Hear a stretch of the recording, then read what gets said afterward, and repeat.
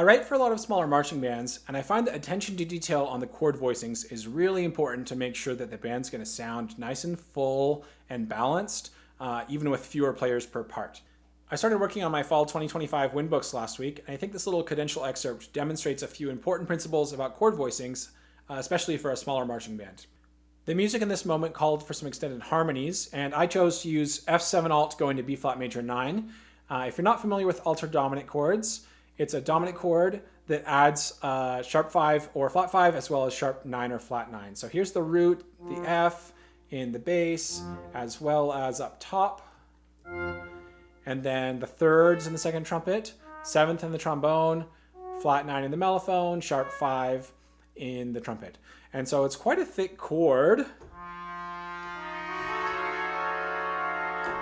But the important thing to keep in mind is that the smooth voice leading is what makes that work. And so in this case, we have 5-1 in the bass voice, and then all the other voices either sustain through, like this trumpet just sustains across the same note, or they move by half step. And so we have these three chord tones all move down a half step. So it gives a nice sense of arrival and gravity into that final chord, and that's what allows that chord to work, even though it's quite a thick extended chord. I also really like to use drop 2 voicings in a case like this. And so that's where you take the second from the top chord tone and drop it down an octave. So in this case, we have F, E flat, D flat, A, and G flat, and it's quite thick if we voice it all the way up there.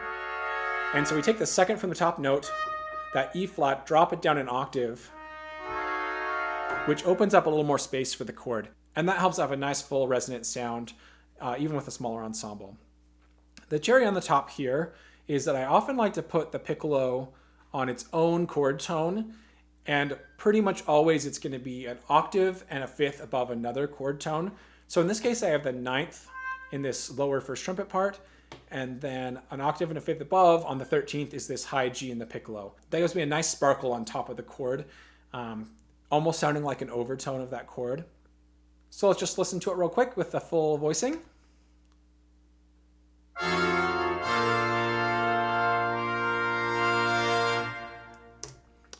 Anyway, I hope some of these concepts are helpful as you're thinking about voicing chords to help a smaller marching band sound great.